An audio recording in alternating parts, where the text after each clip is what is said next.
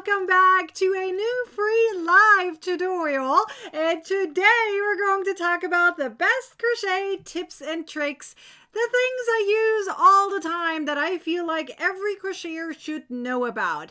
Those are like the basic things that are really, really important no matter which level you're on. I feel like if everyone should know about this one, then they're all going to have perfect, pretty little projects, right? At least for most parts of it. So I'm going to cover about 10. It might be a little bit more than 10 because some of them are like within that subject. There's a few additional things. So technically, it's probably going to be more than 10 tips, but it's 10 categories that I'm focusing on, if that makes a little bit more sense. And at the very end, we're going to give away some prizes. So make sure you tell your crochet besties that we're here. We want to make sure that everyone has a chance to win some prizes. Plus, when we're more people here, we have more fun, right? The bigger the community, the more fun we have. So make sure you tell everyone that we're here. Plus, if we reach more than 100 viewers, we're going to give away 3 prizes. Otherwise, it'll be 2. So it's up to you. I just shared everywhere. Now it's time for you to share everywhere. So that way we have a lot of people joining us and everyone can learn at the same time, which is always really, really fun when you can do this live and everyone can learn something about it, right? All right. And then, so let's talk about agenda real quick. I'm going to first cover the 10 most important tips that I use all the time. And then number 2 is we're going to talk about the Crochet Club. So if you absolutely love the idea of doing more live tutorials, being there, even if it's for replays and having a really fun community where you never have to crochet alone again, plus get ad-free content, well, then you definitely want to listen everything about the Crochet Club. Plus, we're also going to talk about how you can get one of these boxes right here that you see me holding up there, like, yay! Okay, we're going to talk about that too. And at the very end, we do prices. Sounds good, everyone? Is everyone ready? I just like to talk a little bit more in the beginning so everyone has a chance to show up. We're already around 50 people here. So do you think we can get to 100? Can you do it? Can you do it? All right, I'm going to swoop around so you can see what I see. All right, the first thing I have here in front of me is my yarn and my hook. It does not matter the size, so don't ask me which hook size and yarn I'm using because it does not matter for tips, okay? I'm just going to cover it like any yarn pretty much will work for these tips. So my gosh, I can't talk. I happened to use a bulky yarn, which is Hue and Me yarn from Lion Brand. That's the one I grabbed because I like to use thick yarn in order to show you something because thicker yarn is easier to see on camera. And I'm using a 6mm hook. It doesn't matter. I could use a 5mm hook. I also have a few stitch markers ready because there's going to be a few things where I want to show you it is better to use some stitch markers, right? So I have those ready as well, okay? Are there any questions so far? You guys let me know because it's a live tutorial. You get to ask questions while we're here and you get instant answers. Yay!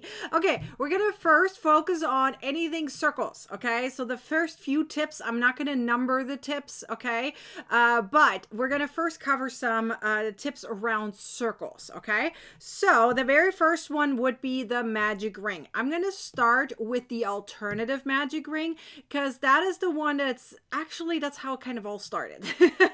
It's funny that the alternative magic ring is now called the alternative because it used to be that's what everyone used, if that makes sense, okay? So let me show you. I'm just gonna demonstrate it on the single crochet, but obviously it works for any other stitch as well. It would maybe have some few additional chains, but the idea is the same, okay? So I'm just going to cover it with a single crochet stitch. So for the single crochet stitch, if you're doing an alternative magic ring, at least that's what everyone calls it now. Remember, that used to be the way everyone did the rings, okay? So for single crochet, it would be everything is going to be placed in the very first chain made, and then you add the amount of chains to it that you have for your stitches in terms of the height. So for single and half double, it would be 1 additional chain. For double would be 2 additional chains. They are not counted as stitches, by the way. They're just there to get the height of it. Treble crochet stitches would be 3 additional chains, okay? So I'm doing single, so I'm going to put everything that I'm doing into the very first chain made. How's it going, everyone? Rachel's asking everyone how they're doing. We're doing great. We're excited to talk about crochet tips. So we're going to add 6 single crochets to the very first chain. Okay, so again, most people call this version now the alternative magic ring, but again, this is used to be the way everyone did it. Okay, so you place everything into the very first chain. Okay, so let me count here. How many did I do already? Double checking here. 1, 2, 3, 4, 5. So it would be one more. Okay. So now I have my circle done. Everything was placed in the first stitch. The only thing that is different here is you can't pull this guy because there's a knot right there, right? You started with a slip knot.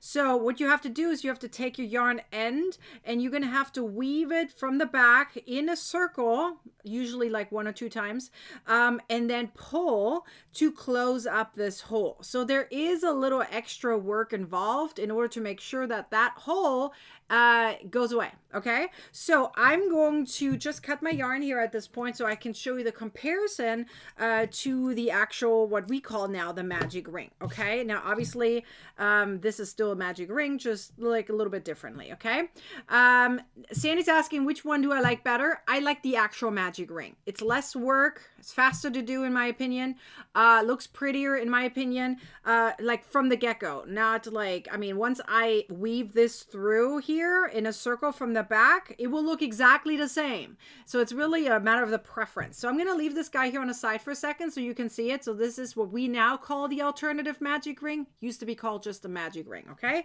Or magic circle, however you want to call it. Now let me show you the way I prefer, just because it's faster. I don't have to do any weaving or anything, at least not in the beginning. So let me show you the way I prefer doing it, okay? With what we now call the magic ring, okay? So this is how I like to do it. And a lot of crocheters have told me that this is easier for them to do this way. They have done many different ways and they found this one the easiest way. So I'm just going to show you this way and I hope it will turn you into making sure that you can do the magic ring. Okay, so let me show you. A pure joy. I will get to you in a second. So what I do first is I hold tight on my yarn end or my yarn tail, however you want to call it, and I'm going to wrap it around 2 fingers like so. So you have an X, right? You put your finger on it right there, right, to hold everything in place. Then I like to move my pointy finger, whip. Then I put my hook into it. I grab the running yarn right here, okay, so that I have it in a loop. Then I hold everything in place. So the loop and my ring, okay? Hold everything in place, take my left hand out. For me, it's my left hand. If you're lefty, that would be the right hand, right? And now I'm adjusting my yarn. Do you see how everything still stays in place? Now I'm adjusting my yarn however I usually hold it, okay? So this is how I hold my yarn. And then I put my ring finger inside the ring, okay? I put it right into that because you want the tension to be there. If you don't have tension, then you have a problem making crochet magic rings, because that is usually where people have issues because they're not putting anything in here. If you don't have tension and it wiggles around, I'm not surprised you have issues. Okay, put that ring finger in, make it easy for yourself.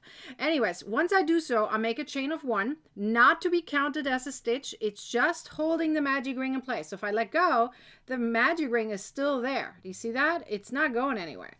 So what I do now is, as I said, I put my ring finger into it, okay? And you can pull here a little bit if your ring is too, your circle is too big. You can, pull a little bit to make it smaller and then put your ring finger in, however you like, okay? Now, because there's nice and tension right there, do you see the tension right there? Now I can crochet my stitches very easily into the ring. Nothing is twisting in any kind of way because my magic ring is being held by my ring finger. Now you can use any other finger you want. I just like to do the ring finger because it's right there, okay? I use the other fingers for other purposes. Like my middle finger and my thumb are used to hold the project. My pointy finger is the one that holds the yarn up, and then I have my ring finger down here creating tension on my yarn to make sure nothing's going anywhere, okay? So as I said, that's the reason I use my ring finger. So then I add my 6 single crochets to a ring. So 1, 2, 3, 4, 5, and 6. Now I pull over here, whee, right? I pull it, and the hole is already closed. So you can see that here you can pull. Over here, I couldn't pull because it started with a slip knot and with a chain. So I can't pull over here this yarn end. I think this is answering someone's question. Am I right on this part? Let me go back here. It was a Pure Joy. She said, have you ever crocheted over the tail, pulled it close, and then wove in the tail? Well, that's kind of what I did over here on the magic ring. I guess you could do it over here too, but it's a little bit harder to do because you're starting with a chain, right? You're putting everything into the chain on this guy. It's not really easy to kind of weave your yarn through at the same time. It's really hard to do because, as I said, you would have to make a little tiny loop and then crochet around that, if that makes sense, right? So it makes it a little bit harder because you're starting with a chain on this guy, right? But as I said, in the end, they will look the same. So it really is a preference here. Do you like to do it this way? You have a little less work. It goes quickly, in my opinion. It goes faster. That's just me, right? Or do you like it, you know, just put everything in the first chain, which is fine. And then you just have to do a little weaving in the end. The result is the same, okay? It doesn't matter, okay? You pick whatever works for you. No one should judge you. There shouldn't be any judgment. You pick whichever version you prefer, okay? Just wanted to show you two different versions right here. All right, Beverly says, didn't we used to do the crossover on the top of the fingers? I don't know what you mean by the crossover on the top of the fingers. Not sure what you mean by that, Beverly. I need a little bit more info on that. I'm not quite sure I understand. Let's see. Von Ellie says, I do the alternative. However, I crochet the tail with it and pull it at the same time. If you can handle it, then sure, go for it, okay? I personally feel like that's too wiggly because the chain is already tiny enough, and now I have to figure out how to put a chain, like the loop in there too. Just whatever, you know, that's just for me. But again, I'm used to this way. You know, if you're used to this way, you probably figured out a way to hold that all in place for you and works best for you. Really doesn't matter, okay? So are there any questions about the alternative versus the what we now call the magic ring, right? Either way, I don't care what you call it as long as you're happy with it. Okay, I'm going to put this guy to the side for a second, and we're going to continue on this circle here for a second because I want to show you a couple more tips in terms of the circles, okay? By the way, with 82 people here right now, do you think we can get to 100? Can we share a few more times to get to 100? Can we do it? All right, that would be cool if we can give away 3 prizes at the end. Anyways, Beverly says, when you cross the yarn over, when I crossed the yarn over, right? When I did this, what about this? I'm not quite sure I'm following Beverly. What about this? I don't know. This is how I made my X when I crossed it over, and then I pulled it from here, right? It's technically, if you really think about it, a magic ring is a loosened up slip knot. I want to point that out, okay? So if you want to make a slip knot and just keep it loose, it's exactly the same thing, okay? Really. If you think about that, it really is, what you're making is a slip knot. A magic ring is technically a slip knot that's very loose, and then you just tighten it in the end, if that makes sense, okay? Let's see.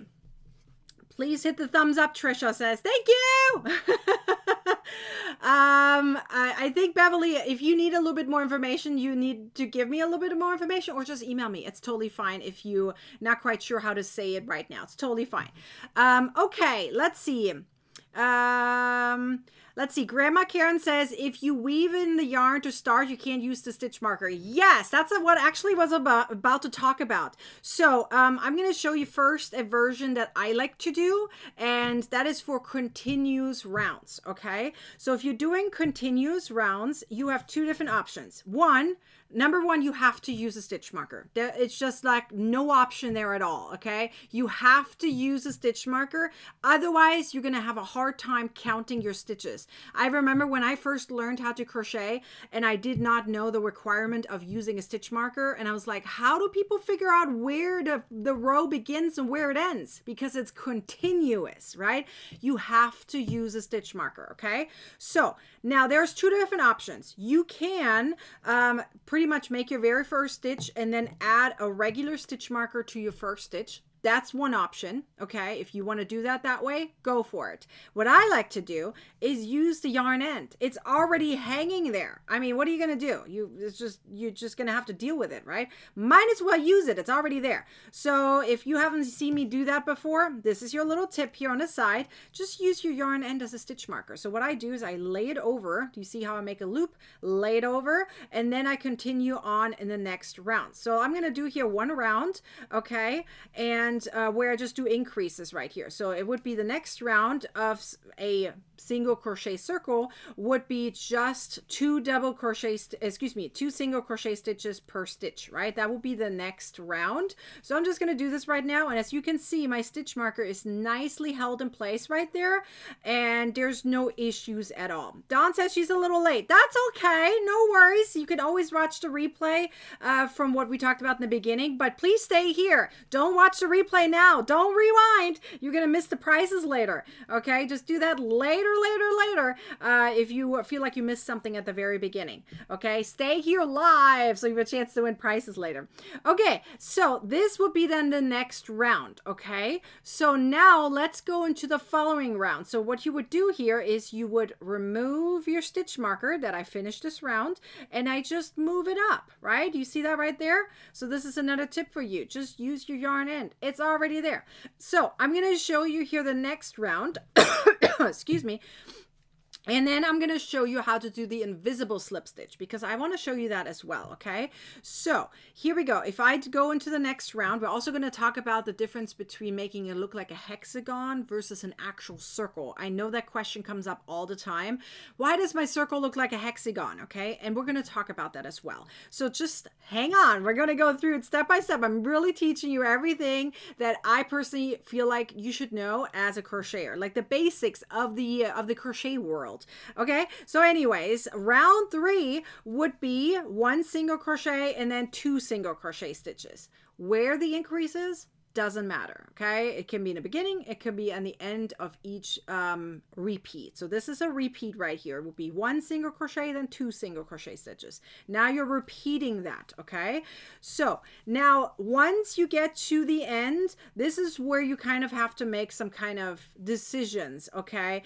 Do you want it to make it look like more like a hexagon, or do you know, in that case, in my opinion, that is easier.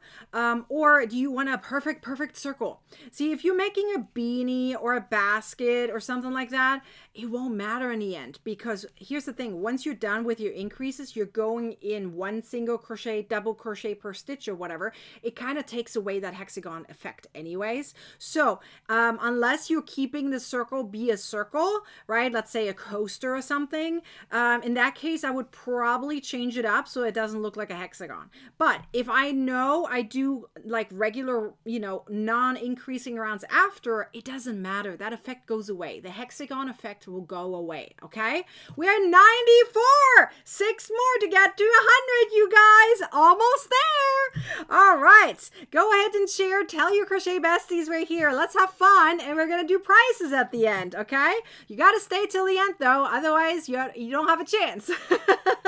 Okay, so now that I finished round 3, let's talk about the hexagon effect. Okay, I have my little cheat sheet here, and I hope you can see everything. Okay, and I want to talk about this. I'm going to use my other hook here so I can point to things.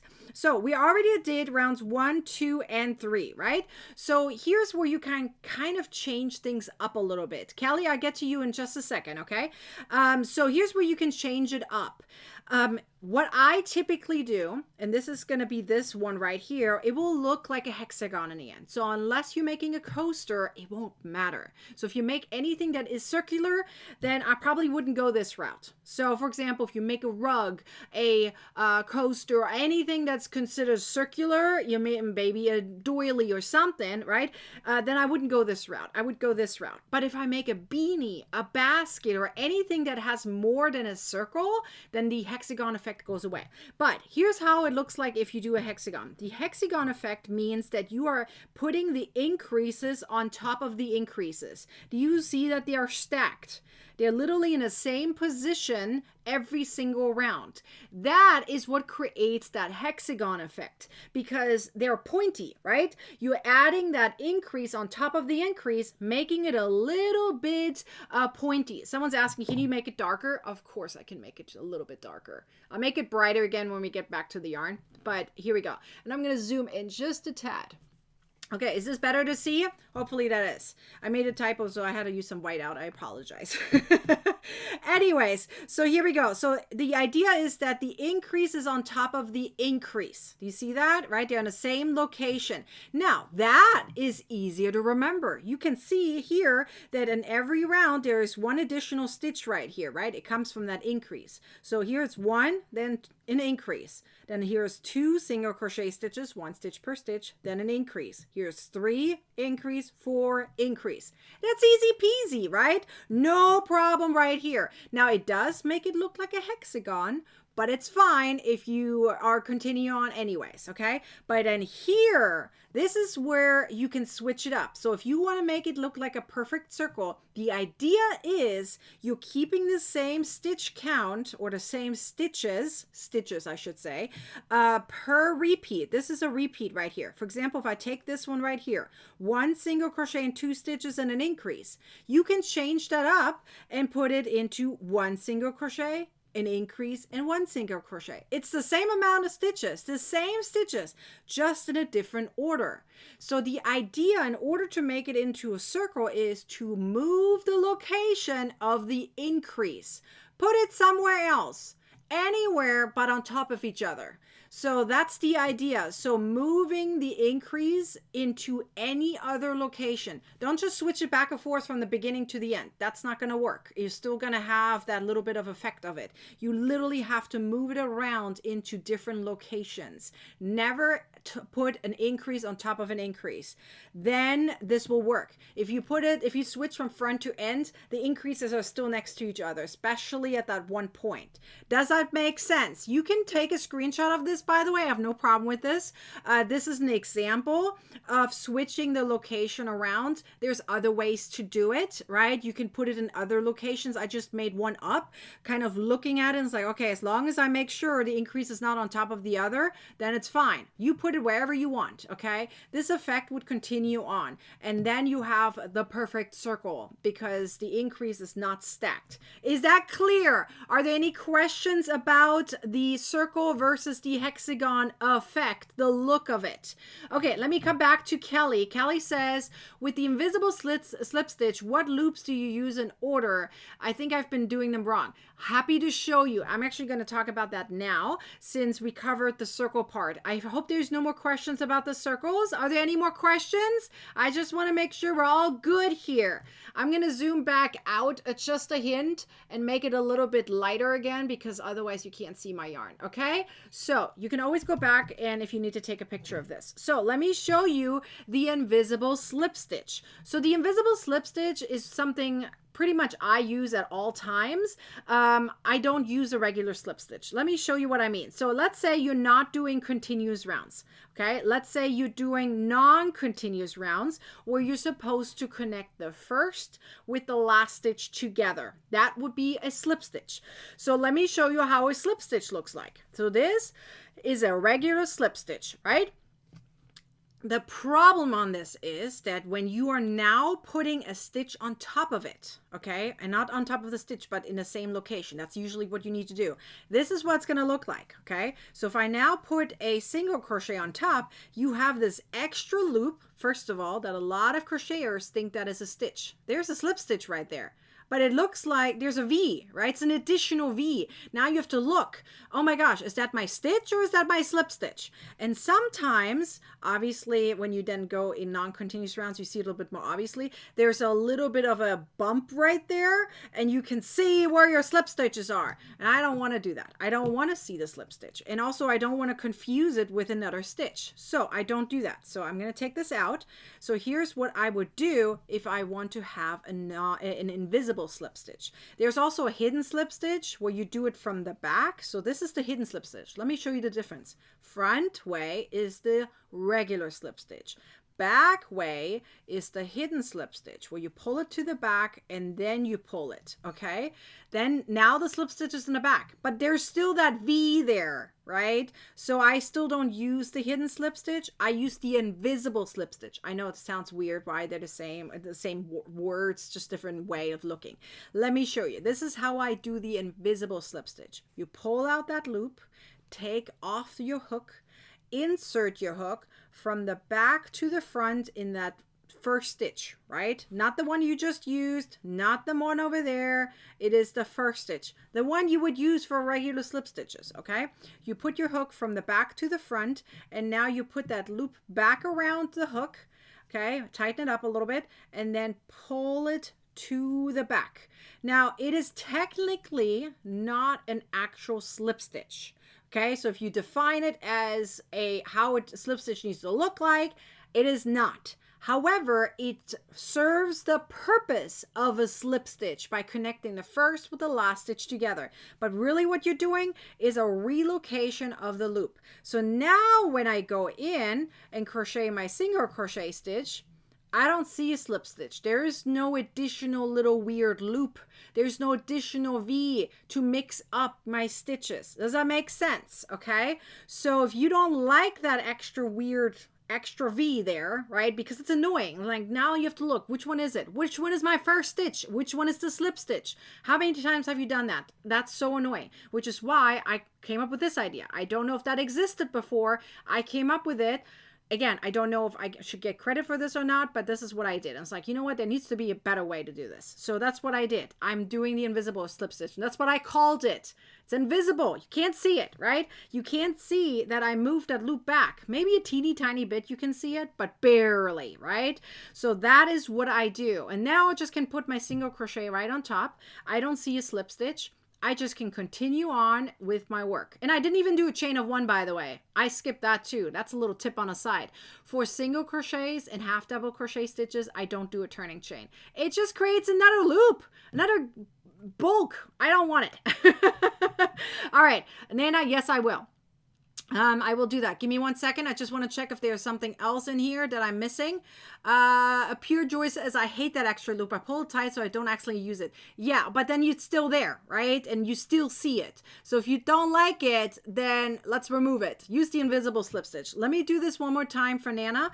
She wants to see this one more time. No worries, okay? So this is how it looks like. So this is your last stitch right here, right? Last stitch. Okay, so what you're going to do is you're going to take your hook, you take it off your stitch, right? And now you move it from the back to the front of your next stitch, whatever it is. It should be the first stitch of your round, okay? You're going to put that loop back on your hook and then you pull it back. It's more of a relocation of the loop, right? So now it's right there, and I could make a chain of one if I wanted to, but again, I like to skip it, right? And now I go into that same stitch that I just used, the first stitch. Right, go into it, right? And you have my 2 loops right there and make my single crochet. Ta-da! Beverly say, why is it necessary? I like to know that too. Will you see a seam? Jenny, no, you shouldn't. No, you shouldn't. You shouldn't see a seam. Actually, what I'm going to do right now is I'm going to do this real quick and make this round the way I would do it. And I'll show you that there's no seam, okay? It's pretty much gone, okay? So I'm just going to do this round right now. This is round 4. I'm going to stack my increases. So I'm putting my increase on top of my increase. So it's going to have that hexagon look, but it's fine because I just want to show you how it looks like. Hang on. I need some more yarn here. Give me 1 second. Do do do do do. Do do do do do. Okay, sorry, just needed some more yarn. I didn't pull from the center, I pulled from the outside. Okay, so let me finish this round so I can show you again how this looks like, and you will see that there's no seam. Okay, this would be for non-continuous rounds. That is when you use the slip stitch, right? And then in my case, I'm using the invisible slip stitch. So let me finish this round here for a second. My apologies, takes a hint longer. Almost there, last repeat. You can see the hexagon effect appearing, right? It's normal when you stack your increases. Okay, so right here, you can see this now, okay? So there's my first stitch. This is my last stitch. Okay, so let me show you now. I'm going to connect this one with the invisible slip stitch. I'm going to make it a hint brighter, just a hint. Okay, so again, the first one gets connected with the last one. I'm taking my hook out. I'm going through the top of the stitch, right? Remember, I didn't put a chain of 1, so it may be a little tight, but it's right there. So this is the top of the V. Do you see that? I pushed my hook through that very first stitch, that single crochet, okay? It's not going through the slip stitch, it's going through the single crochet. There's the single crochet. Pushing it right through. I'm putting my loop on here, and now I'm pulling it back, okay? Pulling it back. And now I just can do my, next stitch for the next round. This is my single crochet stitch, right? So there we go. My loop is a little bit big right here. Otherwise, you wouldn't see it. But it's literally, remember, I went from continuous rounds to non-continuous rounds. So there might be a little bit of a weird edge right there. But it's pretty much seamless. Try it yourself and you'll see it's pretty much seamless. If you pull that loop back nicely, you barely see it, okay? It's really, really cool. Okay, are there any more questions about this? Tracy saying the invisible slip stitch is a game changer. I totally agree. Kelly says, do you keep the back loop on the hook for the first stitch? No, you just saw how I went through. I went through both loops. Let me pull this back, okay? I went through both loops. So I pulled this out. I went from the back to the front and I went through both loops. Do you see that? Back loop and front loop, both loops. I went through both. Then I pulled it back, okay? And now I'm just going to go through both loops again and crochet my single crochet right on top, okay? I didn't go through just the back loop. It's through both loops, okay? I hope that is good. Just doing okay, good. All right, looks like we're good. Jenny says thank you, flawless. I agree, it is flawless. Okay, now we're done with circles. Let me double check that I didn't miss anything. Okay, yeah, so that was my tips about circles. So now let's move into some rows. There are some really cool tips that I haven't talked about yet and I want to talk about. So I'm going to move my little circle here to the side. Whoopie doop. We're almost at 100. We're at 91, you guys. Can we get to 100 to do 3 prices? Oh my goodness. Okay, so let's do some really fun stuff. So the first thing I'm going to show you is I'm going to do the chainless foundation chain because some of you guys wanted some reviews on this, so I'm going to cover it real quick, okay? I'm going to cover, let me see, 1 or 2 stitches. I'm probably going to do the single and the double. That way we're covering, the most often used stitches, half doubles in between, but it's very similar. Okay, so let me do a few stitches on the chainless foundation chain. Some people just call it the foundation row.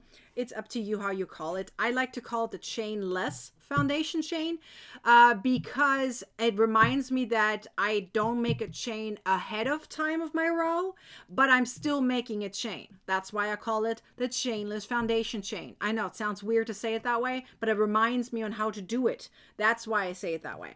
Okay, some people just say chainless foundation. Some people just call it the foundation row. You call it whatever you like, okay? So you start with a slip knot.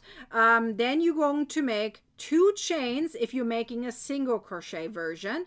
2 chains, okay? The first chain is not going to be counted. The last chain is not going to be counted as a stitch. We're going to go through the very first one, okay? You're going to go through 2 loops. So pay attention, okay? You're going through 2 loops. So if you go through it, so technically it is the back loop and the back bump. That's where you're going through. Do you see that? So now you can see 2 loops. Now you could argue with me and say technically it's not. If you flip it around, there's only 1 loop there on the back, right? Ooh, I split my yarn over here. So let's fix that, okay? So technically if I move it around, you only see 1 over there. That's not what I'm talking about, okay? We want to see on the top 2 of them. Do you see that? Right there. So we split that chain into making sure that on the top you can see 2 loops right there, okay? Once you have that done, you're going to yarn over and pull through.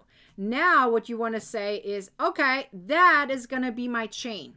Okay, so pay attention. You gotta define your loops, define your chains. Okay, know what you're doing. Just don't go just with the flow. You should know what you're doing. Okay, it's important because if you're not, you can't remember it.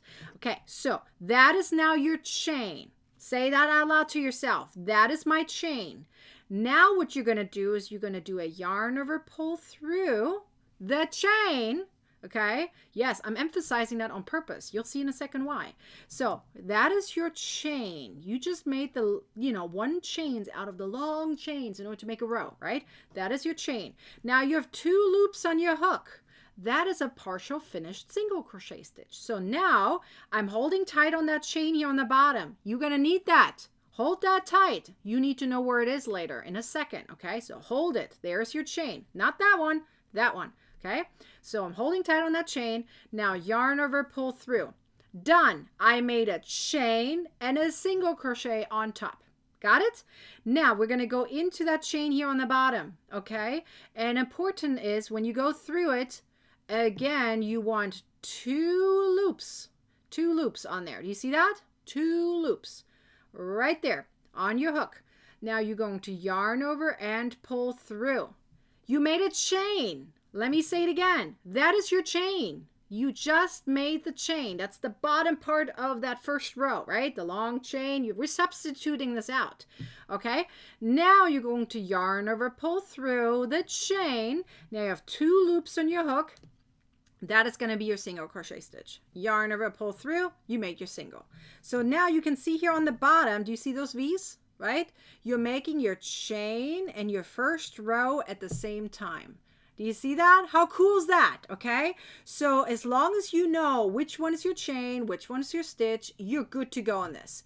Okay, Pure Joy says I'm going chainless on blankets, so row 1 has much more give. That's another benefit of the Chainless foundation chain. It is nice and stretchy. If you make your chain first and then you go back and do your single crochet over, it usually is not stretchy. There's usually tension there because they're not connected. The chain is not connected with the stitch. Therefore, you can't stretch it very well. So if you want a little bit of stretch, use the Chainless foundation chain. Let me do one more time on this one, and then we do the double crochet version, just that you have a difference, okay? So you can compare them. So again, you know where your chain is down here, right? You go through two loops right there. See?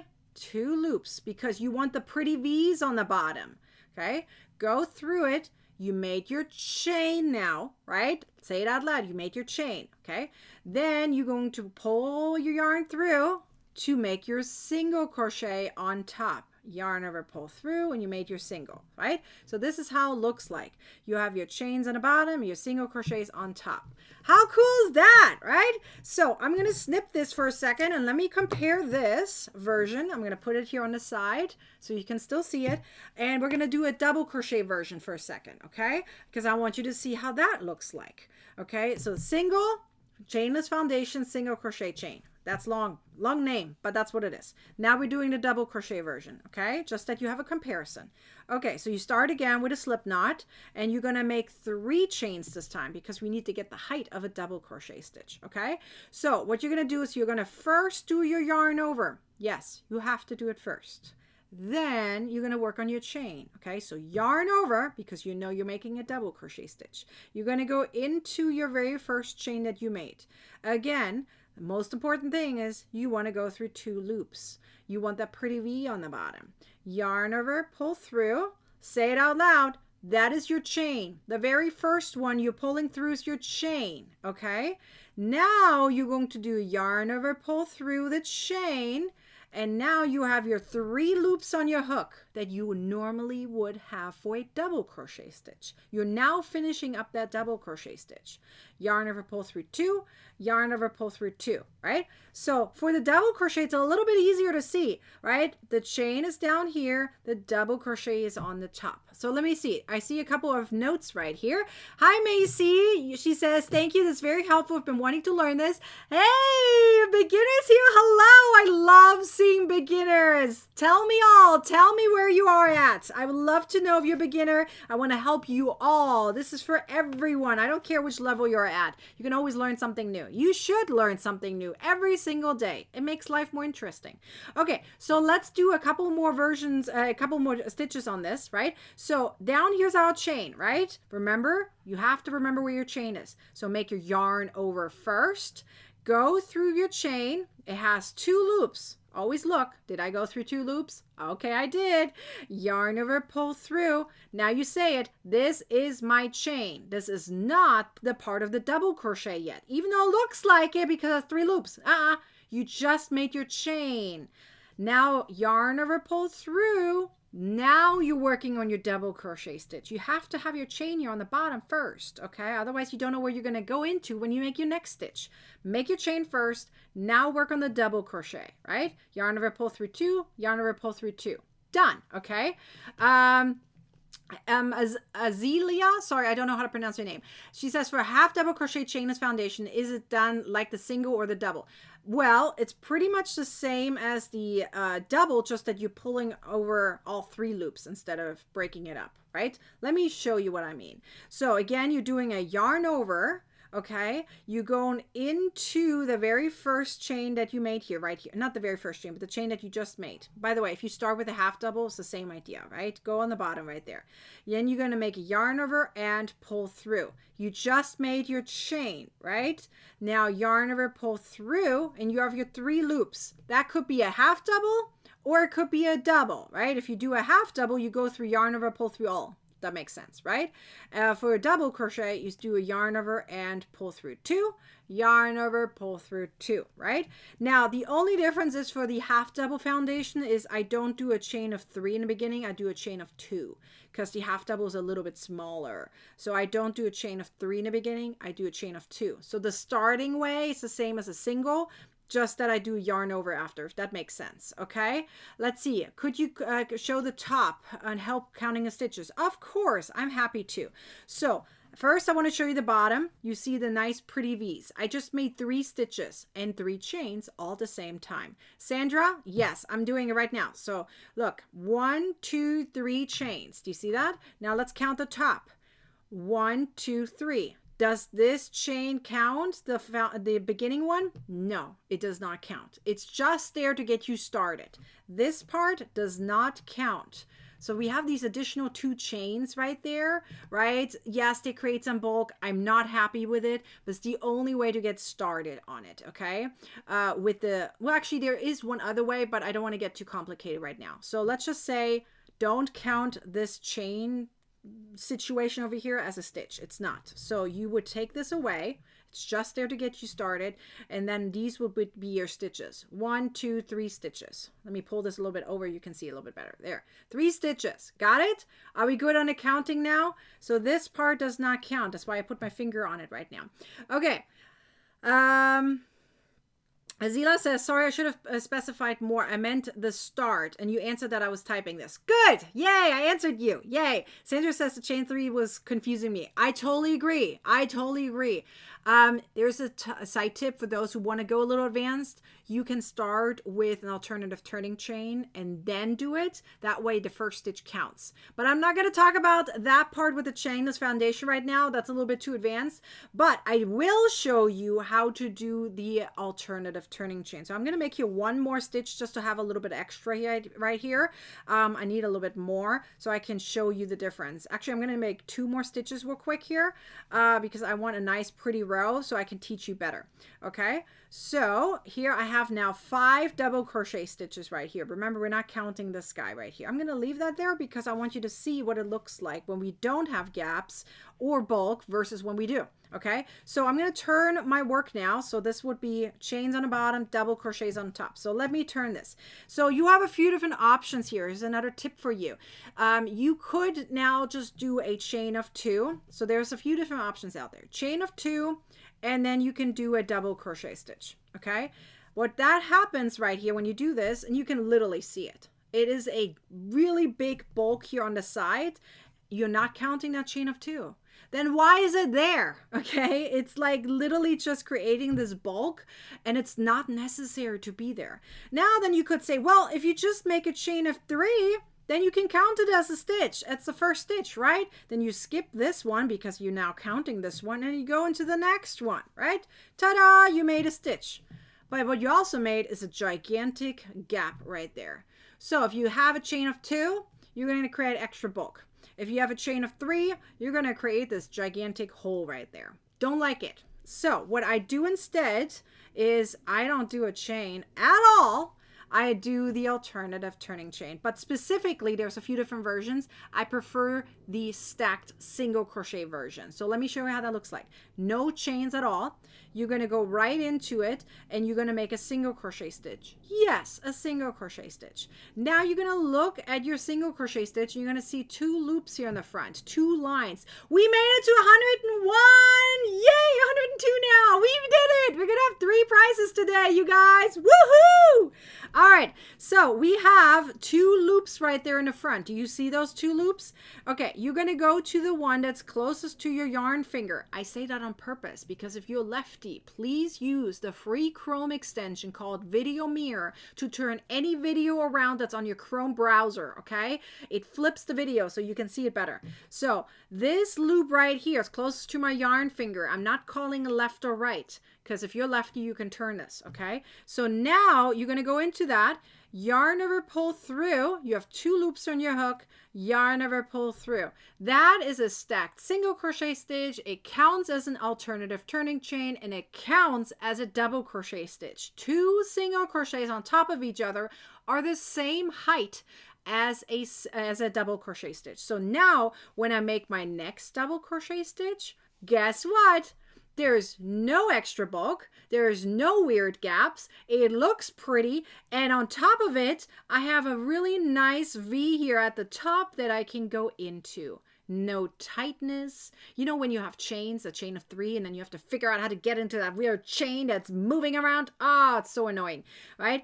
Just make the alternative turning chain. By the way, if you want to do for a triple crochet stitch, you're just adding 1 more single on top, right? For triple, 1 more single. So now you would ask me, what about half double crochet stitches? I use half double crochet stitches just like I use a single crochet stitch. I don't make a chain of 1. That's another tip for you, okay? I don't make a chain of 1 for a single or a half double crochet stitch. For half double, I make my loop a little bit bigger in the beginning so that way it doesn't crunch up because it is bigger than a single. So make it loop a little bit bigger, make my half double, move on. I don't make a chain of 1. It just creates extra bulk and it uses extra yarn. It's not needed. Save your yarn, okay? So are there questions? Look how pretty and straight it is. And then compare it to that weird extra chain of 2 there in the beginning. Right? So I should hold it a bit better. When you block it, it looks exactly straight. Look at this. I just pretended I blocked it, right? Blocked, and look how straight it is. Like really, really pretty and straight, right? So much easier, nicer. It's easier to go into. Okay, let me check my cheat sheet and see what else I'm missing. Okay, there's a couple more things I want to cover. And number 1 is if you are beginner, please have some stitch markers around, okay? For rows, I don't use my yarn end because obviously that's not going to work. It's too far away. So what I do is I add a stitch marker. Here's a tip for my beginners. Add a stitch marker to your very first stitch. Very first one. So when you now crochet all the way till the end, you're going to do the exact same thing. So every time you reach the end, you know where your first and last stitch are, okay? So right here, I just made 5, by the way. This is how you really can tell what the chain of 2 does. Do you see that extra bulk? There's no extra stitch over here. It's just bulk.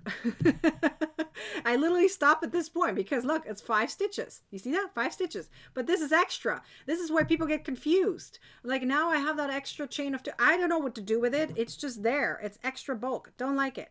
Because look, it's supposed to be 5 stitches, right? 1, 2, 3, 4, 5. 1, 2, 3, 4, 5. Extra bulk. Okay, so anyways, now you can turn.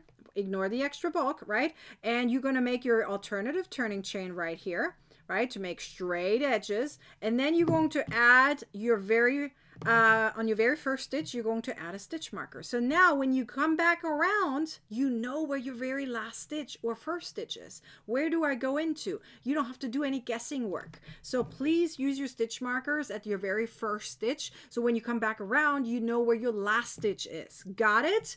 Let's see. I'm going to do, Deborah, I'm actually going to do this in a second. I'm going to cover that. That is, does the foundation single crochet do the same as the I-cord? Kind of, yes. yes, no, I'll talk about it, okay? And that's why I cut it so you can see a difference, okay? Let me look at my cheat sheet. Okay, there's a couple more things I wanted to cover before we go to the I-cord part of it, okay? So the very first thing I want to cover would be yarn over versus yarn under. Let's cover that for just a second. And then we do, very last thing would be the I-cord that we were just talking about. I will talk about that, okay?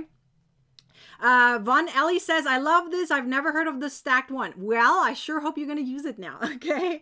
So let's talk about yarn over versus yarn under, because that's usually confusing for some crocheters. Okay. I'm going to pull this out because I'm going to focus on the single crochet version versus the double, because there's too many loops on the double. So let's say this is just single crochet project. Okay. Yarn over versus yarn under. Why is there even a difference? Why do people talk about it? Okay. So yarn over is the one that is most commonly used. I'm not going to call one the right way and one is the wrong way. There's no one way, okay? Technically, don't come after me, don't quote me like this. Technically, if you go by the book, yarn over is the right way to do it. But yarn under was created because it makes tighter stitches. Okay, so I don't personally say it's right or wrong.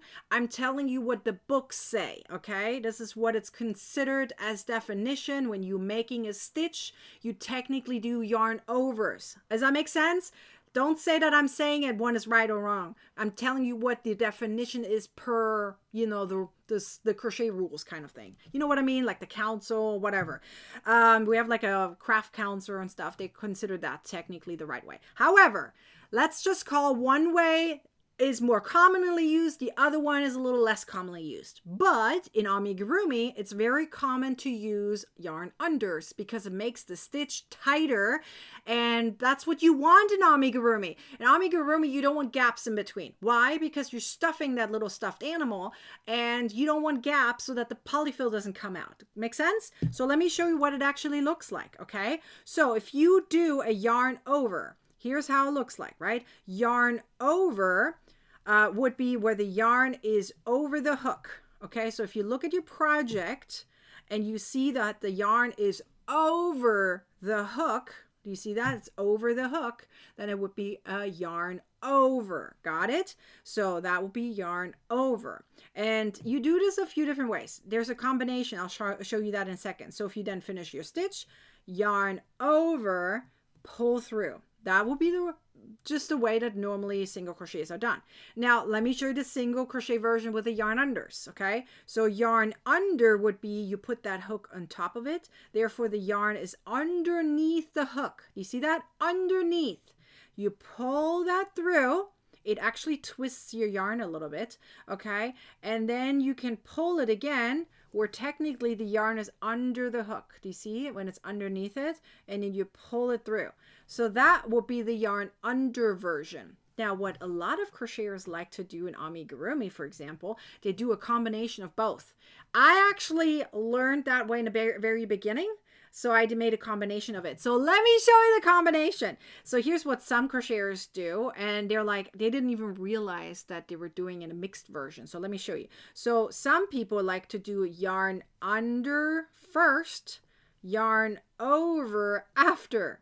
Do you see what I just did?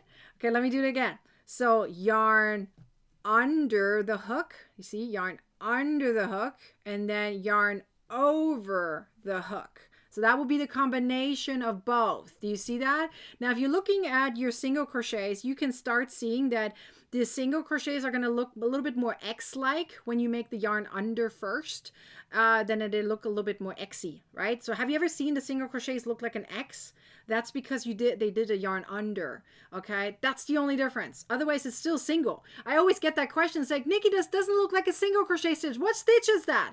It is a single, but that loop is twisted because it starts with a yarn under, okay? And then over here, it's not twisted. You see a V in the front. Do you see the V? Okay, there's the X.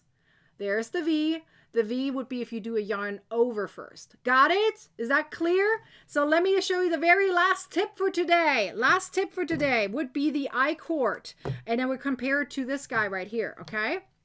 So the I-cord, there's many versions of an I-cord. There's one that's very popular and a lot of people like to use it as a foundation. I like to use it for ovals or rectangles. That's what I like to use it for. You can use this guy if you wanted to, but for oval, you don't want the gaps there in the beginning. You want it nice and tight. So let me show you what that looks like. An I-cord technically is not a single crochet version. An I-cord that I'm about to show you is more like a chain with a slip stitch. Okay, so if you want to compare that, you'll see that in a second. Okay, so let me show you. First, you need a little bit of a longer yarn tail, not a short teeny tiny one like this. This is too short. You need long. Okay, how long depends on how many stitches you're going to do. I'm just going to do a small length here. So you need a small length of your yarn tail. You're going to make a slip knot. Okay, and you have both of these yarns you're going to use at the same time. You have the running yarn and you have the yarn end. You're using both at the same time. So watch. You're going to wrap your yarn end, the tail, around the hook, front to back, holding tight on it. Do you see how I hold tight on it? And you're going to use your running yarn and you're going to pull it through. Yarn over, pull through. Okay, that is really like a chain and a slip stitch at the same time. Do you see how skinny it is? That's why. Okay, so now again, you're going to take your yarn end, the yarn tail, wrap it around, and you're going to make a yarn over, pull through. You see that? That's how it looks like. So let me do it again. I'm doing it slow. Yarn tails wrapped around, front to back, not back to front, front to back, and then yarn over, pull through. Okay, by the way, it looks very similar to an alternative turning chain, very similar. Okay, so again, wrap it around, yarn over, pull through, wrap it around, yarn over, pull through. Okay, by the way, again, if you have any questions whatsoever, you can always email me. So let's see. Someone is from Thuringia. Who's here from Thuringia? Hang on, I was born in Thuringia. Hi, Anne. Oh my God, a friend from me. A friend of mine is here. Hi, Anne. Or should I say it in German? Hi, Anna.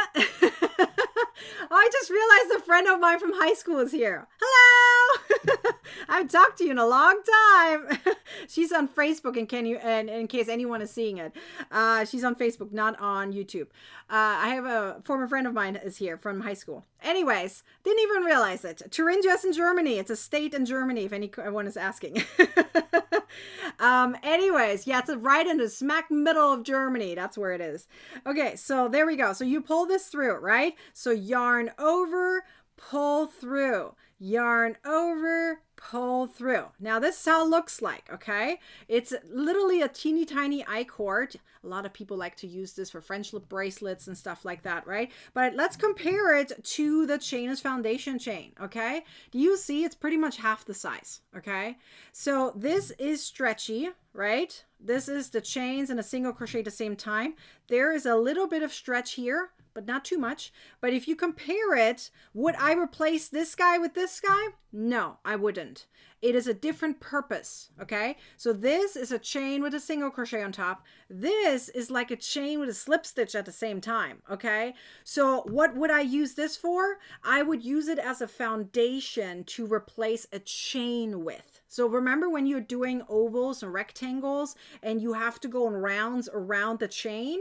I don't just make a chain and I get started on it because that creates usually some gaps. This is what I use as my foundation in order to crochet around it. That makes the center part of your oval nice and tight and pretty looking. Okay, so that is what I use when I start from the center out and make an oval, a rectangle. When would you do that? You can do it for a lot of things. A bag bottom, a shoe, a basket, anything like that. Okay, is this making sense? Do you guys need me to zoom in a little bit or are we all good? You guys can see the difference right here. I hope we're good on this one. Let's see. If you can see if anything is frozen, it's usually an internet connection. It looks good on my end, by the way. I just want to make sure everyone is good. Let's see. Gloria says you taught me how to do the I-cord. Never could do it before. Yes, I'm so glad you learned how to do it. Yay! Now, Pure Joy says, never have I ever made an I-cord with a hook, but now you have me thinking. There's of course other ways to make an I-cord. Okay, I have a video on YouTube that covers 6 different ways to make an I-cord. Okay, this is is one of the 6. Okay, so let's be clear on that. There's many ways to make an I-cord. This is one of the many ways. Okay, so don't say this is the only way. Don't compare that. As I said, there's many ways. Okay, are there any more questions? I pretty much covered all of my tips I wanted to give you guys today. If you have any questions, you guys can email me. I will show my email address at the end of the video, so that way there's no problem and you guys can email me, okay? Nana says, or Tracy says, how long would I make an I-cord? That depends on your project. It depends on your project, okay? You make it as long as you need. You just have to remember, if you make it really long, your yarn tail has to be longer. This length depends on what you're making. Are you making an oval? Are you making a rectangle? How many chains are supposed to be at the very beginning? And what are you replacing it with, right? Are you making a French lip bracelet? What are you making it for? That depends on how long you're going to make this one, okay? Trish, I just covered that. I think you've typed this before I said anything. I would use this for a French lip bracelet, for the beginning of an oval or a rectangle. I would use this as a tail of an animal I'm making, okay? I believe I used this, don't quote me on it, but I believe I used this for one of my elephant tissue box covers. I think I added a tail on it. I believe I used that, but don't quote me on it. There's a lot of different things, right? You can use this guy for anything like a foundation. I use this as a foundation when I replace a chain and then have to go in rounds, right? That's what I use it for, but that's the only reason, okay? So let's see. So would I use this in the beginning of a blanket? I wouldn't, okay? It's too tight. I would use this, this version right here for a blanket. I wouldn't use this as a blanket, okay? I hope that makes sense. Would you ever use 2 different yarns to make an I-cord? Yes, you can. You can actually even use 2 different ones to make it colorful. If you go back to one of my videos on, let's say, TikTok, Instagram, and scroll back a little bit, I have a video showing how to do this in 2 different colors. So if you want to make a really cool friendship bracelet in 2 different colors, you can. You can use 2 different colors for this. It's possible. Let's see. Jean says a possible drawstring. Yes, that's another option. I use this also for drawstrings. Yes, 100%. This, I have done that before. I used this I-cord for a drawstring. Yes. Yes, yes, yes, yes. Okay, are there any more questions about this? I sure hope I covered a lot of tips that will help you improve your crochet life. I wanted to make this video just a hint longer than I normally would, but I just wanted to cover all my bases. Patricia says, yes, I used this drawstring for the watermelon bag. Yes, exactly. I had a pouch with a watermelon pouch, and I did that. Okay, let me know if you learned something new here today. Let me know. And at the same time, if you can put in the same comment, go for it. Did you feel like this was a great idea to be part of a live tutorial, to have instant questions being answered? I mean, tell me, did you love that? Wouldn't that be cool to have all the time, to have a live tutorial where your answers are coming instantly after you ask your question? Isn't that a cool thing? Susan says, what about an arm from Amigurumi? Yes, you can do that too. Yes, you use it for whatever you feel like is the right thing for you. Okay, let me cover some of the questions I usually have gotten in the past, and you probably are going to say yes and no, right? So I'm going to pop up these questions here for a second because this is related to what we just did, okay? And I wanted to kind of talk about this because this is really cool. This is literally, we did the opposite of what you see right here, right? You crocheted with other people right now. Did you realize that? Several of the crocheters in the comment section were literally trying out the tips as I was speaking, like literally as I was talking about it, they were learning it. And so they did not crochet alone. This is one way not to crochet alone, is to do live tutorials, right? And when you have a live tutorial, you never crochet alone. This is one way. Zoom chats are another way, and I'll talk about that in a second, okay?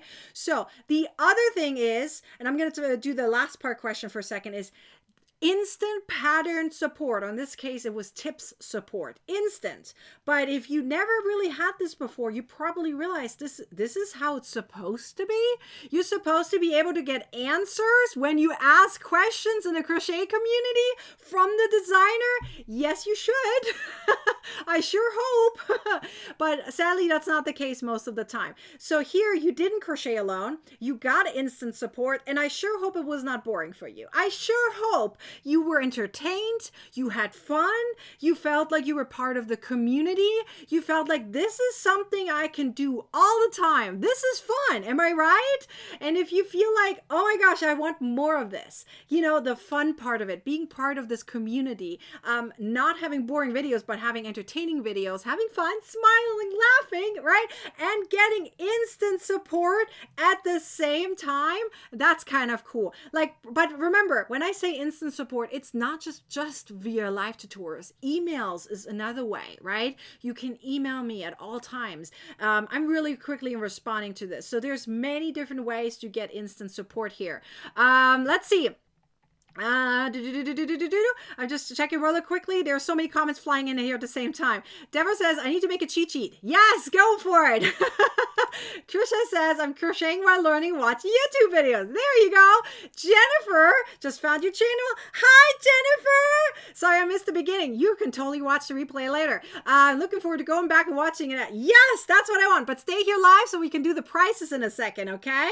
Let's see. Von Ellie says, I was too. The best way for me to learn something is to do it by myself. But you probably want to do it while everyone is asking questions, right? You feel like you're part of like a little, like I don't want to call it a conference call, but think of it like a class. All your friends are coming together. There's a teacher and you're all learning at the same time, right? It's better to learn in a group. In a group setting is always easier to learn, right? Nana says, are these in TCC? Yes. In different locations? Yes. But I'm thinking about adding this video too. So just for your little reference guide, I'm probably going to do that. Tina says, I learned something today and I enjoyed it a lot. Let's go. Oh my goodness. Big hugs to you. You're welcome. Sending hugs back. All right. So Kelly says, Nikki's never boring. That's what I'm hoping for. Rachel says, I just thought of something else you do so wonderful. You're really good about making new people feel included. Oh, thank you. Well, I make sure of that because that would not be nice. If someone new comes to the room, right, to the class, you want to introduce them to everyone, right? I mean, it's not fair if they're just sitting down quietly and like, I don't know what to say. No, you want to introduce them, right? I'll never forget how special you made me feel when I joined. Oh, Rachel! Don't make me cry. You're amazing. Let's see. Oh, I got a question for Facebook here. What does it say? What size of hook would be perfect for thread yarn? I highly recommend looking at the thread yarn. Usually it tells you, but it really depends on what thread yarn. There's different sizes. Just like for yarn, you can say, what hook do I use for yarn? Well, there's different sizes of yarn. Thread yarn is the same. Thread it has different sizes. There's 0, there's even smaller, there's different. You have to look at the label. That's the best thing you would do because there's really a lot of range in terms of how thin the thread is. Okay, so yeah, you want to look at the label. Okay, so let's see. Really question here from Tina. Tina says how hard it is to do some patterns. We can't understand what they're doing. It is hard. It's true. And having live tutorials right there can really help you with the understanding of the project, right? I try to make it as easy as possible. And so when you have easy projects like that, and you have the live tutorial and you have the instant support at the same time, it usually makes anything that was considered hard in the beginning much easier, right? And then usually you get that light bulb moment, right? We're like, oh, what was I thinking? It was easy the entire time. What was I thinking? Right? So many times our brain goes in different directions and we didn't even realize, oh my gosh, it should have been much easier this way, right? Anyways, so that is one of the reasons I really, really like live tutorials and why community teaching is much better in my opinion, right? So then when you do this all the time, can you imagine having this every single week? Every single week you can have this. This is what you would feel like, right? Diana says, I love being part of TCC. What I just gave you is an introduction to how the Crochet Club works. Okay, I gave you a sneak peek into it, and if you want more, then you better stay here because I'm going to talk about it. Okay, Nikki is so patient and knowledgeable. The community is so supportive and fun. I have been crocheting for almost 50 years and I still learn new things. TCC, the Crochet Club, is the best club I have found. So let's talk about what you're getting in the Crochet Club, because you're not just getting live tutorials, you're getting an entire community, a huge community. You can find your crochet bestie there, okay? We're a close knit crochet. You get what I'm saying. Close knit is a word. You know what I mean. They should call it a close crochet group. But it feels like family. It feels like a friend, right? Is always there. And I think I saw just Barbara say that, right? Like, look, you make me feel like family, right? That is the feeling you're getting when you're in the Crochet Club, is that family feeling. And as I just mentioned to you, and one way of feeling like you're part of the community is live tutorials. Another way is our Zoom chats. And we have them twice a month, and we have live tutorials 4 to 5 times a month. Add it up, that is 6 to 7 virtual meetups every single month. Okay, no matter what, every week you will see the community in some way or another. Okay, there's always something fun going on. So let me show you what I mean. So this is currently our schedule right here: 6 to 7 virtual meetups every single month, and it's broken down into live tutorials every Tuesday in the Crochet Club. Replays are available, so in case you miss it, it's fine. You have a replay, right? And then we have the Zoom chats that are twice a month as of right now. And I put them at different times because those are not recorded, but you get to be there hopefully at least to one of them. I made a different time so that way it can hopefully work for a lot of different time zones, right?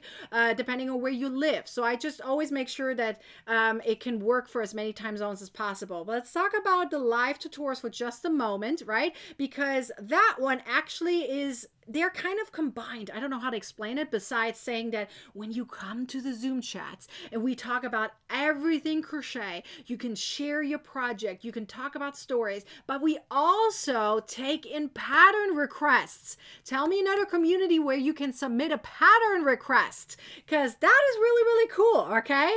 So here's the thing. When you come to these Zoom chats, I make a list of all the ideas you have, okay? And in case you never come to any of them, you can always do it in the comment section on one of the polls that we have in a Facebook group. But when you pretty much submit your pattern request, we create a poll.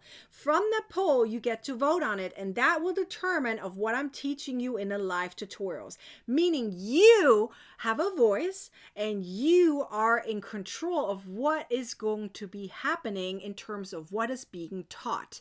You're being taught exactly what you want to be taught. How cool is that? Okay, it's not like this guessing game. What is the designer coming up next, right? It is literally, I have an idea, I would like a designer to do this, and you will put a pattern request in, and then we put a poll together, and then that is being voted on. So let me show you what a poll will look like. When all the ideas come together, this is what it looks like, right? So they have voted, and this is a picture taken a few days ago. The poll was created on the 25th, and they voted on, you can see number 19% right here was the Christmas towel holder. We made a Christmas towel holder yesterday, and it was a gnome, okay? We made this cute little gnome towel holder yesterday.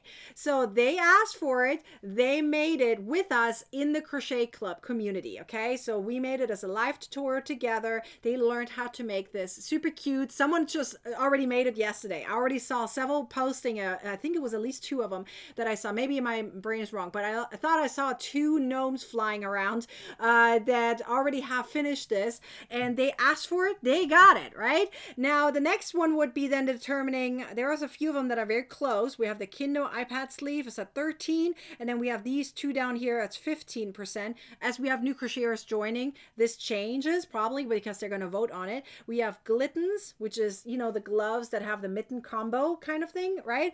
And then Table Runner. Those are kind of on the top list right now. We'll see what we're going to do next week. Depends on the poll, right? Can you imagine having that all the time where you have a voice in the community? People are listening to you, supporting you, and you get to be the deciding factor in determining what is going to be taught next.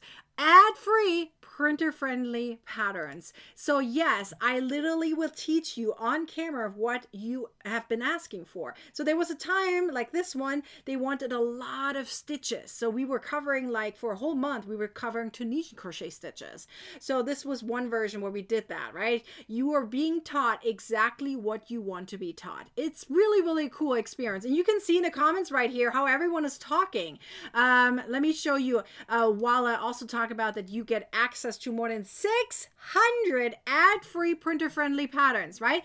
Look, Kelly says she loves having access to replays. Sometimes I cannot watch all of it, but I will go back to it. That's right. And Laura says, I love being a member of the Crochet Club. Yes.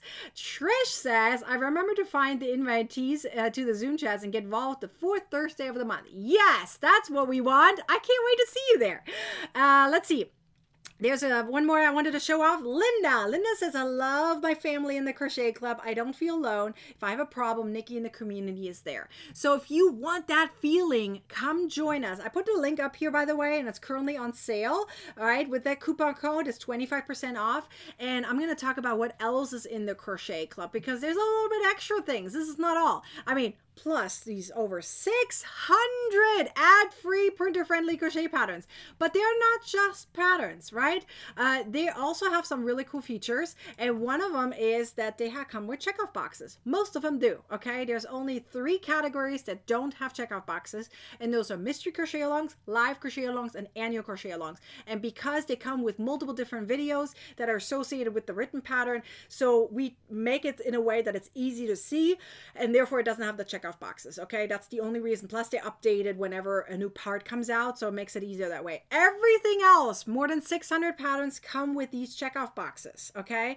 It is really, really cool having that feature. Let me explain what that means. That means you do not have to print it unless you want to.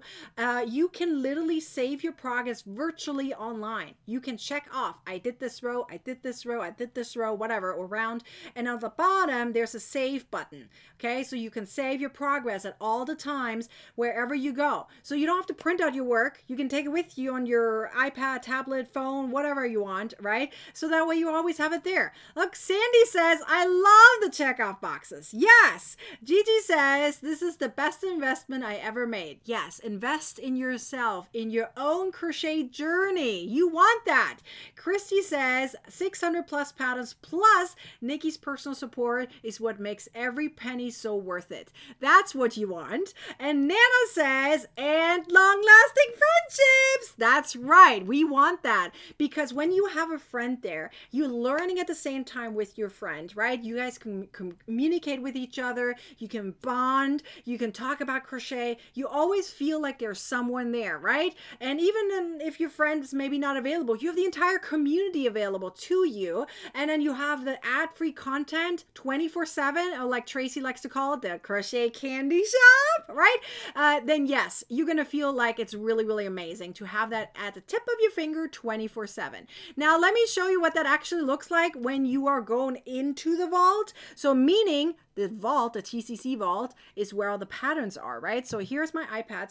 Can see it pop up right there. Okay, so this is what it looks like when you will first log in. This is what you see. Ignore the green bar, it's because I'm an admin.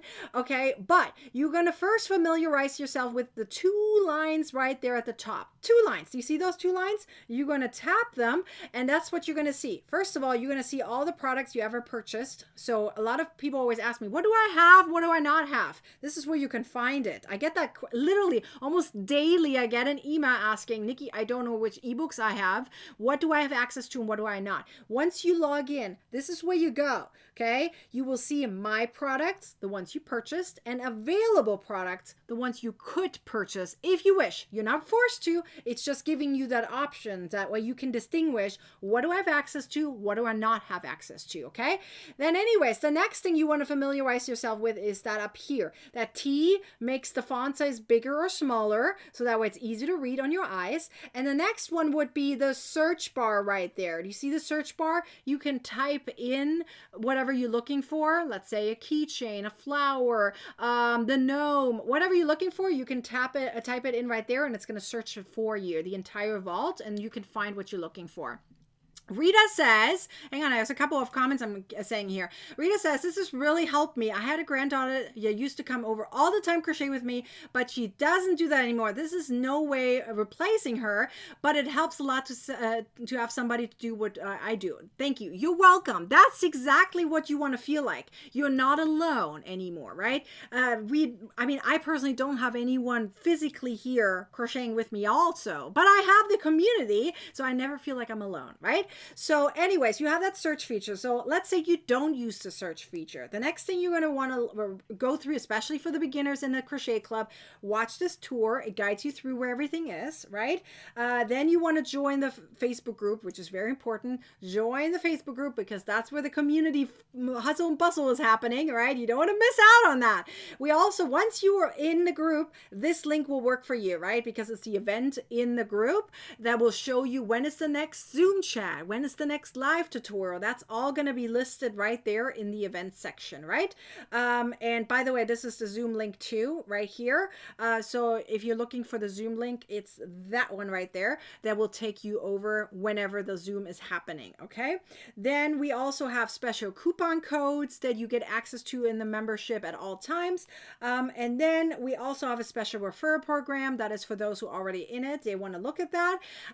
Anyways, and then we have all of these categories right here, okay? So in the beginning, you will see the mystery crochet alongs, and then you're going to have the other categories on alphabetical order. So for example, I'm just going to go to, and you see the numbers right there? That's the amount of patterns in it, right? So there's a lot of categories. Here's the home category alone has 96 patterns. So if I tap on the home category, you're going to see these picture grids. The picture grids are clickable. They would take you straight over to the pattern, okay? I literally designed this. I used coding for that to make this happen. So that way you guys can literally tap on the picture and jump over to the pattern. So you can tell that they loved stress balls for a while. They still do. They want more of them. We're going to do one this week actually. So be sure to come back for that. I'll talk about that later. This week we're still going to do one of them live here on YouTube. Not one of these, a new one, okay? So, but these are currently the stress balls that are available, and they have two different sizes. Besides the whale's two versions of it, but not two sizes. All the other ones have a mommy and a baby version. You can see on some of the pictures, you can see that, but they all come with a mommy and a baby version, okay? So these are really cool. So these are all clickable, right? These are all patterns. This is just some of the patterns in here, right? So this is really, a lot of these patterns come directly from the poll. Do you see how the poll comes in? They asked for this, they got it. And these are exclusive patterns for just the membership. And these are ad-free, printer-friendly with checkout boxes. It is all coming together. Do you see it? It's really, really cool, right? And then you can scroll all the way up again right there, and there's what I call breadcrumbs, or it's actually what's called breadcrumbs, where it shows you the path that you went, right? Your path, and you can tap on that. So for example, if you want to go back to the Crochet Club, you just tap on that.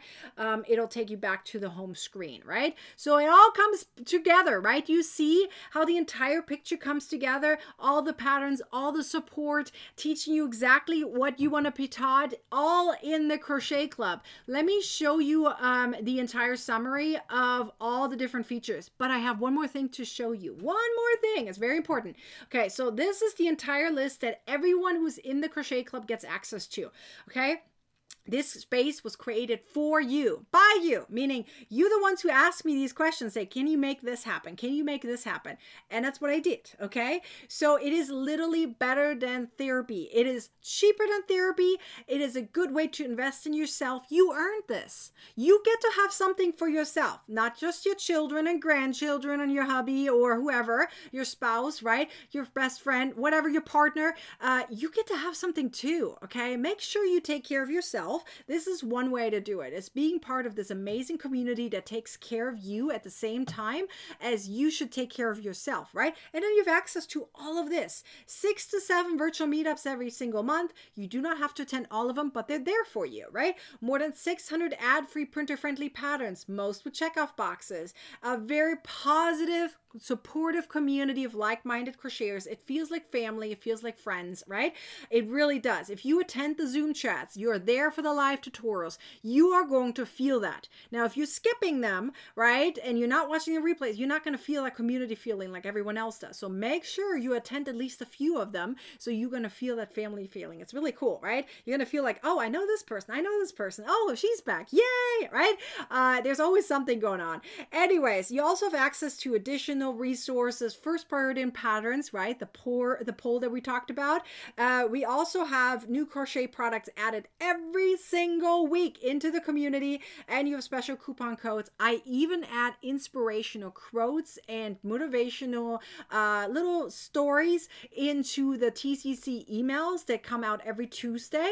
There's an email that gives you kind of a little bit of a motivational, inspirational boost, and they are very popular right now in the membership. That's only for the membership right now. So if you're in the membership, check out your emails, the ones with the purple little hearts, and you're going to see it's really, really cool. Sandy says, my grandkids love the stress balls. Let's go. Donna says she loves the clickable pictures. So easy. Yes, exactly.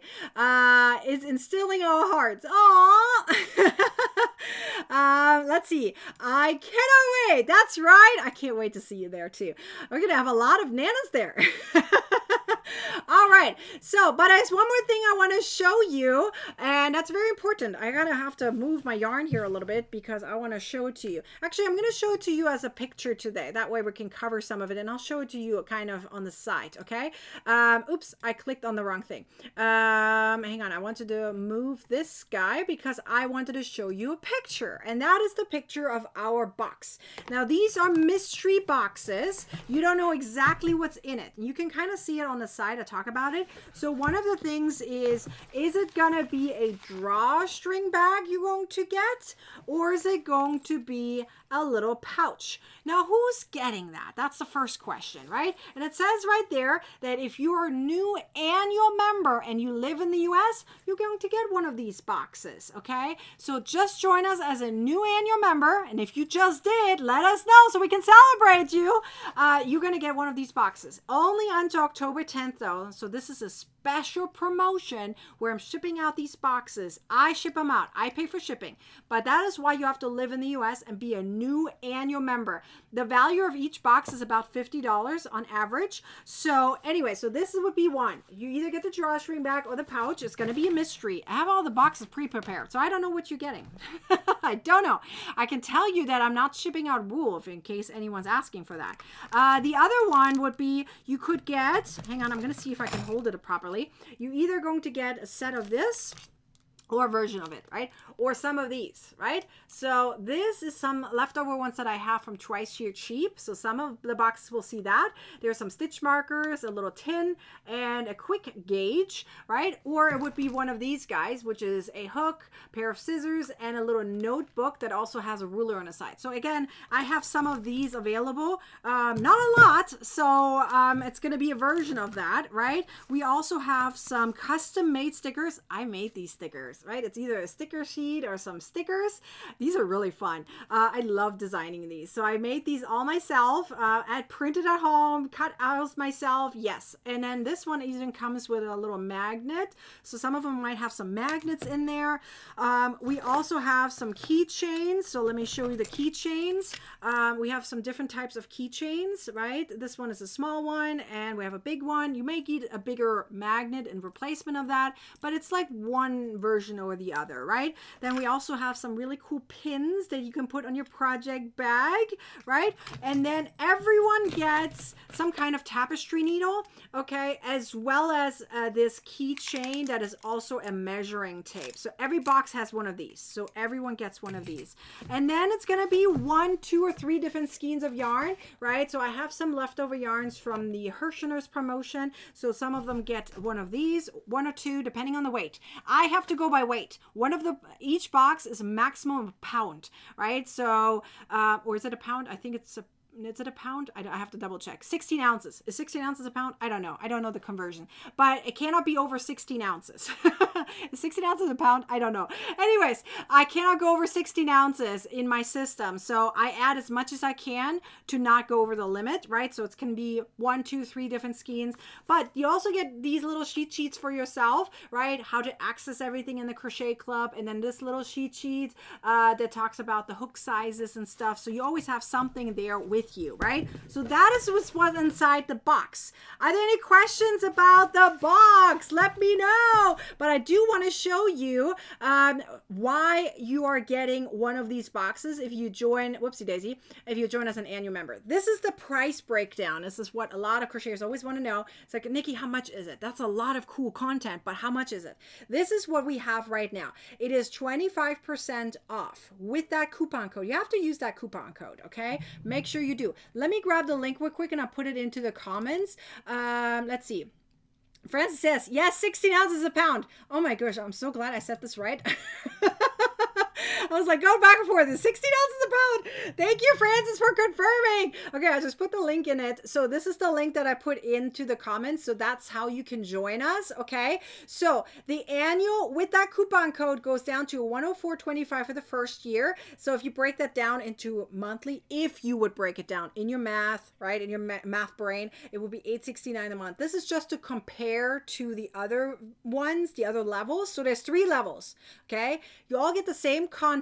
The only difference is the boxes, okay? The boxes are for US only members that join as a new annual member. If you live internationally and you join us as a new annual, you get an ebook instead. I have 35 different ebooks. But monthly and quarterly, they just get the discount. Everything else is the same, okay? You get the same content as everyone else, the same community, the same ad-free patterns. Everything else is the same, right? So if you're a little bit like on the fence and like, maybe I just want to try it, you can with monthly and quarterly. There's several people who have done that, okay? I can show you a few of them. Let's see if I can point out a few that I remember. I remember Dawn being a monthly member first, and then she upgraded to annual. She did that later when it was a promotion going on. So you could do the same if you wanted to, right? If you feel like I want to try out monthly first, be very involved, or quarterly, be very involved and see how I like it, and then upgrade later. You can. Or you can jump right in and get the box immediately when you join as a new annual that lives in the US, right? Dawn did that. She upgraded. She got a box. There was someone else who did. Let me see.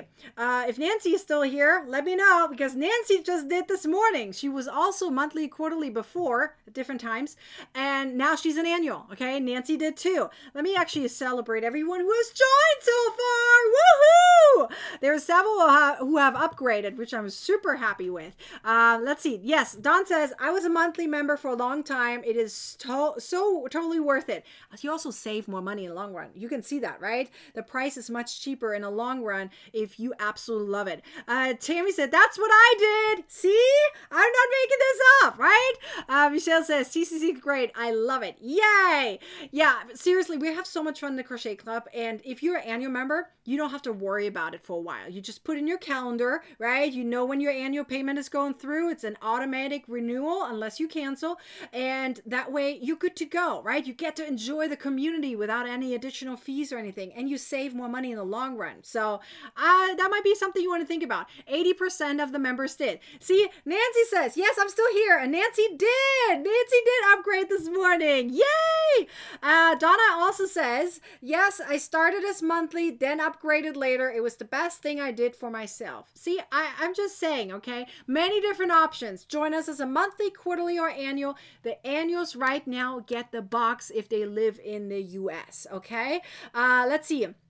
Sanita, I don't know if I understand your question. Could you say that slightly different? Let's see. Nana says, I'm kicking myself for not doing it sooner. But at least you did now, right? You did now. So you're in it. You're good. Oh my gosh, I'm so happy you were in it. There's so many of them who have upgraded or joined us immediately as an annual and says, that's so much better. Let's see. There's several others. Ooh, look, Christy did too. Yes, my second annual. Karen said, that is the way I did it that way. Yay! But of course, 80% of the members are annual. So there's a lot of them who either came in immediately as annual or they jumped in and did the conversion. Okay. Let's see. Sandy says, I don't know what membership I have. then do me a favor. Will you please email me and I'll tell you, okay? Sandy, email me. I will tell you, and then you can make an informed decision of what you want to do. Let's say you are monthly or quarterly. That way you can upgrade now. How does the upgrade work, by the way? I get that question too. All you have to do is sign up right now as an annual. If you are monthly or quarterly, then you email me and say, Nikki, I just upgraded. Will you cancel my previous one? So that way you don't get double charged, okay? I don't get a notification in my system when you sign up twice. You have to email me, okay? Sometimes I catch it and then I do it manually myself, and if I catch it, but I don't get a notification. You have to tell me that you're upgrading so that way I can cancel the other one. I don't want you to get double charged. What's the point of that, right? Anyways, please email me so I can help you, Sandy. Let's see. Donna says, yeah, I felt that way too, but now we're in it and we're having so many new sisters. Yes, that's what I like to hear. That's right. I am so excited. Okay, so let's see. Nana says, are you able to log in? It should tell you. Yeah, there is a link, by the way. Actually, I'm going to show it to you for a second. Let me see if I can show you. I believe, don't quote me on this, but I believe you should be able to see it in one specific location, okay? Let me show you. So this is the iPad version, right? So if you go into this area right here, it's on the front screen. It says if you need to change or update your payment information, you should be able to click that and log in. You have to do it through that tab there where it says here, that green one. You go in and I believe you have to add your email address and then you get a link, like an email code or something like that, so you can log in. And then from there, you should be able to see what you have. I believe that, but if someone can confirm that for me, that would be nice because I don't have a user account through that and I don't see it on my end. So if you guys can tell me, if you guys can see that way, that would be wonderful. At least one person can probably tell me, right? But anyways, that is where you should be able to see it. If not, you email me and I will tell you on my end because I see which one you are. I just need you to email me, okay? All right. Let's see. Excuse me. My voice went away for a second. Don says this community is so fun and like-minded. Yes, exactly. Okay. I'm getting a reminder. It's party time. I totally agree. Let's do some prices. Okay. It's time for some prices. If you're still here, perfect. Let's do prices. Remember we reached over 100 earlier. We're not 100 anymore. Some people took off and they're missing out on the prices. No worries. You aren't because you're still here. So let me tell you really quick. First of all, I'm going to go live again in the next few days. So you can see that is Wednesday. That's today. Okay. We still have Thursday and Friday. I'm going to teach you on one of these days. I'm going to teach you embroidery. You're going to be like, Nikki, this is crochet. Why are you teaching me embroidery? Because I want to teach you a way to spice up, upstyle your crochet, because you can add things to your crochet that is not just crochet. You can also use a tapestry needle to add things to your crochet to make it look pretty. And I'll show you some things that you can actually make out of embroidery, right? So we're going to talk about that. That's one of them. The other one would be a surprise stress ball. That's the other thing we're going to do. I am not saying it in a particular order. You will see it later when you see me schedule the live tutorial. But that is what's going to happen. So we have 2 more lives happening to talk about the Crochet Club, give away more prices, and teach you something to give you a sneak peek into what the Crochet Club is all about. Okay, so those tutorials are free for you to watch. So come join us. The prices are free. And I'll talk about the Crochet Club kind of in between. So that way you have an informed decision if the Crochet Club is for you, right? And the reason, by the way, that it says here 2 p.m. is because tomorrow we have our Zoom chat in the Crochet Club. So if you join us beforehand, you can join us in the Zoom chat, okay? That happens tomorrow at 12 p.m. Pacific time. And that is for the TCC members who join beforehand. They get a link. As soon as you join us, then you will go into the vault and you have your Zoom link right there. That happens at 12 p.m. tomorrow, Pacific time, okay? This is all Pacific time. Calculate according to your time zone.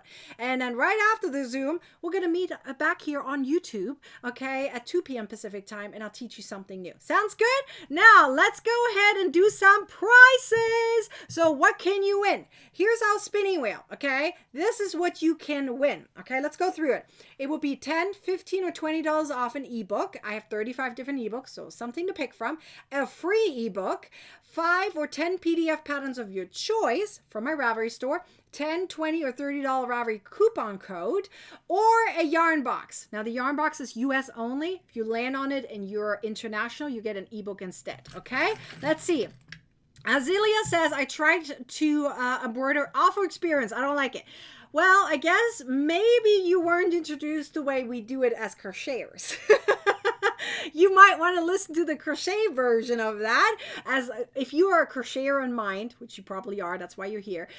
If you are being taught the way as a crocheter things, it might be easier for you. So maybe you want to join us for that session, and then you make an informed decision. Maybe it actually is for you, and you just weren't taught right. So I would love to teach you, Azealia. So maybe you will change your mind on it. Maybe. Would you mind giving me a try? Come join us for that one. Okay, so what we're going to do now is I'm going to pop up some questions. Okay, we're going to go through 3 different questions, and you're going to answer as fast as possible, and I will pick a random winner. Answer 1 time per question. If you recently won something within the last month or 2, please don't answer. That way everyone else gets a chance. If I see on the back end that you won recently and you still answered and I picked you by accident, then you may get disqualified. I don't want to do that, but so if you follow the rules, we don't have that issue, okay? So anyways, let's go through the questions one at a time. I will pick a random winner to win, and let's have fun. And then let's see who gets what according to the spinny wheel. Ludino says it's going to be my first Zoom chat. Yes, I'm excited to get to meet you there. Okay, let's do question number 1. Name one of the goodies in the gift box. Look how easy that is. Were you paying attention? Were you paying attention? I have them all in front of me, but I'm not going to show it to you. You tell me, can you remember one of the goodies? The cool thing is, if you tell me, usually the first thing that pops in your mind is the one that's most important to you. So you telling me what's more important will allow me to figure out what to keep for future boxes. Do you see where I'm going with this? It's a win-win situation here, right? You tell me what you like, and I will make sure, hopefully, when I can, have the possibility to do so, to keep things in certain boxes, right? These are mystery boxes. You don't know what you're getting, right? But they're really fun. So let's see what's in there. Looks like some of you guys remember a lot of cool things. Ooh, what is popping up in your mind first? Let me move all my little goodies to the side, by the way, so that way I can press my buttons. All right, I see a lot of good answers. Yay, yay, yay. Ooh, I see one of them pop up over and over again. I can tell why, because that one is very popular. I'm not surprised. Okay, let me remove the question. Let's find our winner. Here we go. I'm going to cover my eyes, and that way we can find the winner together, right? Mouse is in the right position. I'm going to scroll up and down, and here we go. Let's find our winner. I'm going to stop right here. We have Marilyn. Yes, a keychain. It's different types of keychains. Yay, Marilyn. I am so happy for you. Congratulations. Let's see what you want. The spinny wheel will decide it for you. Ta-da! Come on, spinny wheel. What does Marilyn win?